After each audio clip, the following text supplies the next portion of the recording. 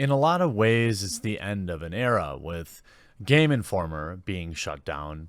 For right now, it is the Australian version, but the reason this is news is because it's another potential get woke, go broke story. That's right. David Milner was the man in charge of this company and is well known as one of the biggest D-bags on the internet. So I'm going to cover what's happening with Game Informer and their closure, which is unfortunate. Make no mistake about it. I do not celebrate people losing their jobs. Although in David Milner's case, I don't care. I will tell you, if you worked for Game Informer in Australia and you wrote, I am telling you now, an open offer, you can come work for Exclusively Games and write for a website that covers only video games. And you can email writers@exclusivelygames.com for more information about that. If you were laid off, I'll give you a job. Long-running magazine Game Informer has been shut down. Game Informer Australia has been shut down following cuts made by EB Games. This follows a month-long attempt by global parent company GameStop to find a buyer. Their share price has suffered. Milner writes, this is a result.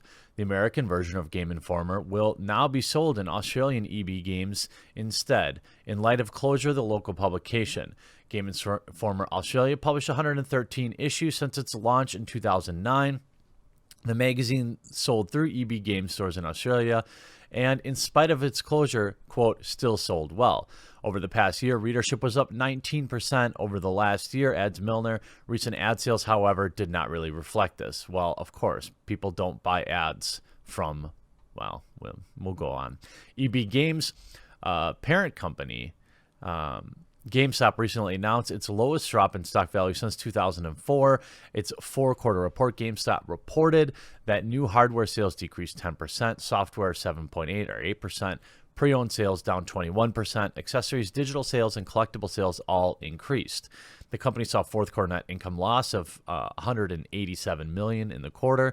Total global sales for the 2018 fiscal year decreased 3.1%. Now, who is David Milner?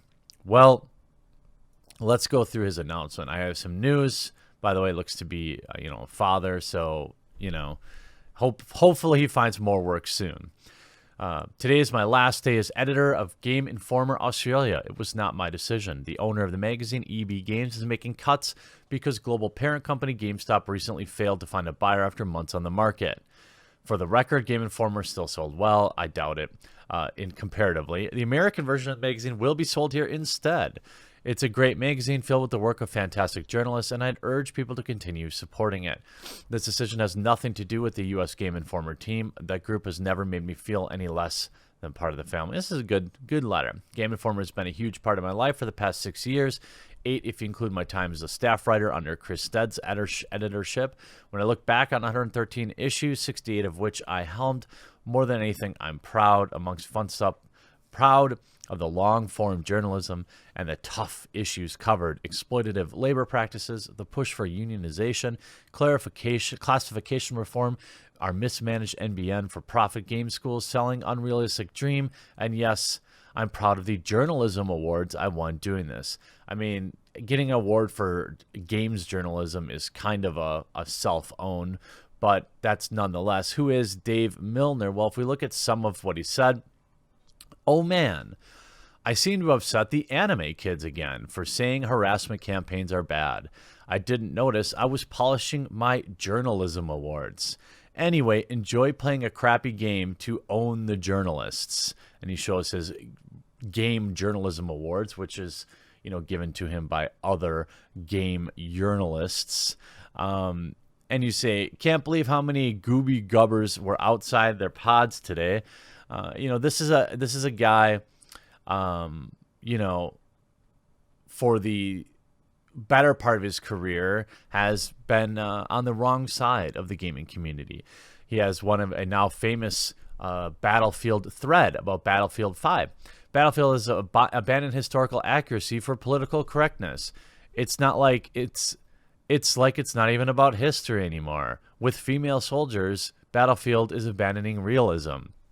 It's totally rewriting history. Anyway, at the risk of undermining my original point, I need you all to know that I absolutely can do all these things in real life. Did a bit more reading on the so-called World War II. Turns out the Allies were massive SJWs. I'm pretty shaken. So this was a very popular thread about Battlefield 5 and the community backlash to the amputee, female soldiers, and then the attacks on the community by the DICE team, basically with Patrick Soderlund saying, don't like it, don't buy it. And then the community didn't buy it. And it was a great thing. Now, for the people that did buy Battlefield 5, I hope that they got the game that they wanted.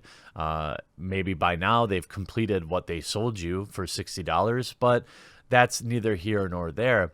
I want to, I'm trying to remember a time when video game magazines looked like they were made for video game fans, for people who were actual fans of video games. And that's ultimately when you talk about, I'm looking around for a Game Informer that I have. I know I have a pile of them somewhere, but I'm going to guess that, people just don't want to buy physical magazines anymore, which I understand. I personally find them nostalgic and would even pay significantly more to get them. But when you have an editor who talks to the gaming community like this, I can only imagine the type of articles that David Milner was pumping out. You can see, of course, I don't know. All the goobers are flooding my timeline again. I told you last time and the time before, I don't know where your mom hid your anime body pillow. Just ask her. Going at the gaming community is not a good look. You have David Milner here. Language is confusing, so here's a helpful guide. Quote, it's about free speech equals I miss being able to say racist stuff. Quote, it's about historical accuracy equals women scare me. Quote, stop virtue signaling equals I feel no empathy. I am just a husk. Quote, SJW agenda. I watch too much YouTube. Hope that helps. Well, this is the attitude of somebody who probably was in need of termination, a dying point of view as new websites crop up, new information sources pop up that don't obsess over, the social justice aspects of video games. And I think ultimately what we're seeing is a rejection of that. Exclusivelygames.com has been very successful in its first few months on the market with almost no advertising. And a lot of that is because its core goal is to provide gaming news devoid of any political baloney. And these are the people, unfortunately for folks like David Milner, and for the rest of his staff, unfortunately, these are the folks that are the ones buying things. People don't buy Game Informer magazine to read about social justice issues. They read it to learn about video games, whatever the newest video game is that's coming out. And, in a lot of ways, I want to share some information. So when I was doing some deep dive on Eurogamer, for example, Eurogamer is an extraordinarily highly trafficked website that has huge amounts of available advertising inventory. Advertisers aren't buying on these websites anymore. They're spending their money on YouTube and influencers because in some part, probably not in all, right? I think it would be dishonest for me to say, well, just because an SJW was the editor, that's why the magazine failed.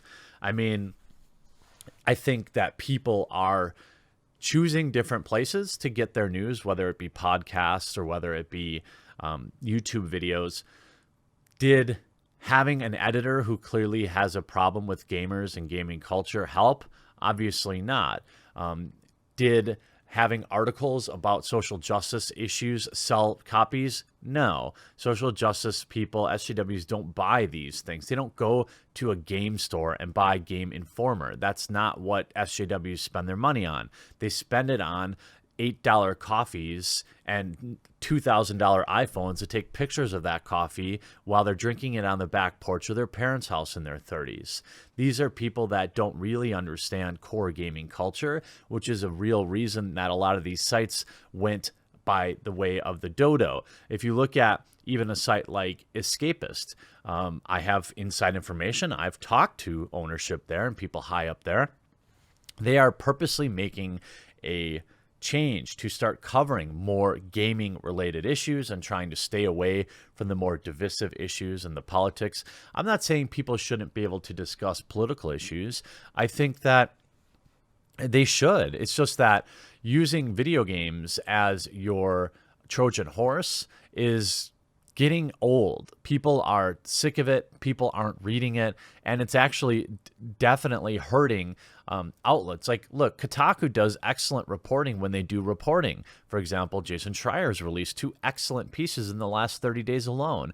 But when they talk about, politics and Drumpf and all this kind of stuff, it absolutely shreds their reputation. And that's why you see sites like Gizmodo, which had a bunch of sites that pushed far left ideologies under the guise of gaming and tech, sold for pennies on the dollar just not that long ago. And I assume we're going to see massive layoffs company-wide, not just at Kotaku, but at all the companies underneath that banner, Gizmodo, IO9, and all those other websites, even The Onion maybe. Although The Onion seems to have stayed pretty pure to things as far as I can tell. But, it is, what does it say about gaming culture? What does it say about how we consume our news and our entertainment? And I think it's just really, the idea that a magazine was still holding on in 2019 is pretty surprising to me. But I still think if the magazine was good, it would have been able to hang on there. Now, GameStop itself is having its own problems. And so less people in the store means less people to possibly buy the magazine. Maybe it wasn't promoted as well inside the stores. And again, this is just Australia. However, we do see Australia and like the New Zealand areas as really early on canaries in the coal mine with a lot of stuff. We saw them sending back massive copies of Fallout 76 long before people in the United States reported it. And GameStop is floundering. I'm sure they're doing everything they can to just exist through this holiday season and try to find a way, whether it's selling $800 Doom figurines or, selling more tchotchke items. I mean, that's going to be GameStop's future because discs are going away. Used games outside of like Nintendo are dying. And I'm sure Nintendo will probably eventually make that switch as well, because why wouldn't they? It's the end of an era. And as much fun as it is to laugh at David Milner, in general, another games journalist who clearly doesn't like gamers losing their jobs, it's still the end of an era, and I'm going to miss the magazine culture, the magazine. I remember, if I can share, indulge me in just a memory. I remember going to the grocery store with my parents, and just while they went shopping, I would just sit at the magazine rack. And a lot of the better game magazines, PC Gamer, stuff like that.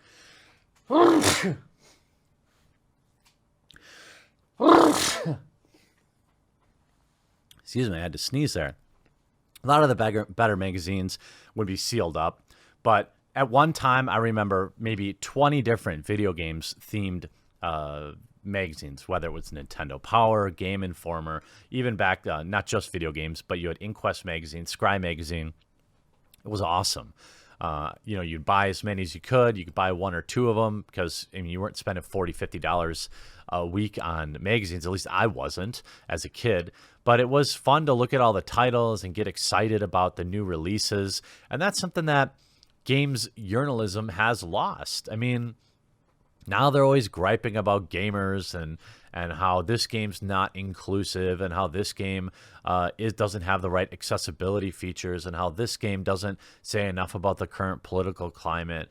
And it's turned off the real gaming community because we use video games as a form of escapism. So, I'll look back fondly on the good years of Game Informer. I'm sure the US version of Game Informer is not far behind.